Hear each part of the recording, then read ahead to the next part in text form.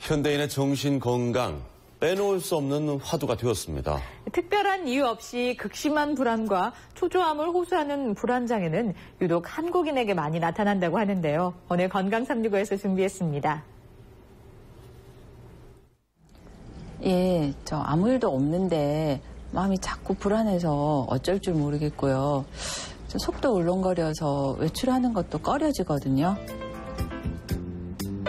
영화 이보다 더 좋을 순 없다. 인사이드 아웃. 7월 사회생의 공통점 아십니까? 바로 불안장애를 소재로 했다는 점인데요. 불안장애는 현대인들이 앓고 있는 대표적인 정신질환 중 하나입니다. 원장님, 불안장애 무엇인지 설명 부탁드립니다. 중요한 일을 앞두고 그 일을 잘할 수 있을까 하는 불안감이 생기는 것은 정상적입니다. 그런데 특별한 일이 없는데 온종일 몇 개월 이상 그런 불안감이 나타난다면 몹시 힘든 일이겠죠. 바로 이러한 질환이 불안장애입니다. 불안장애가 있는 사람은 항상 마음이 불안해서 안절부절 못하며 잘 놀라기도 합니다. 또 자율신경이 과도하게 긴장돼 심장이 빨리 뛰고 목이나 어깨의 통증, 소변을 자주 보거나 소화가 잘 안 되기도 하는데요. 때로는 가슴이 답답해 목에 이물감을 느끼기도 합니다. 항상 우유부단해 사소한 일도 지나치게 근심함으로 초조감, 우울감 등 증상을 느끼기도 하는 매우 힘든 병입니다. 보건복지부의 조사에 따르면 불안장애의 평생 유병률은 2006년 6.9%에서 2011년 8.7%로 26% 증가했는데요. 불안장애는 처음부터 정신치료를 받게 되는 경우도 있지만 대개 심장 근육, 폐 이상 등으로 다른 검사와 치료를 받다가 후에 밝혀지기도 합니다. 불안감이 심해 스스로 통제가 안 되고 일상생활에 불편을 느낄 정도라면 전문의와의 상담이 필요합니다.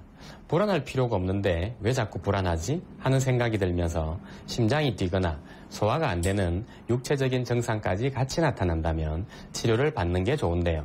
보통 불안장애는 10대의 발병에 성인까지 증상이 지속되며 25% 정도는 공황장애로 발전됩니다. 특히 소화기 불안장애는 등교 거부, ADHD, 성적 부진, 교우관계 저하를 보이기도 하는데요.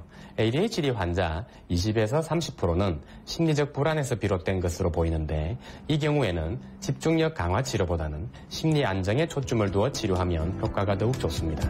일상생활을 충실히 하고 규칙적인 생활만 해도 불안감은 어느 정도는 해소됩니다. 또 평소 산책 등 간단한 운동을 꾸준히 하고 복식호흡과 명상으로 마음을 안정시키는 것도 좋은데요.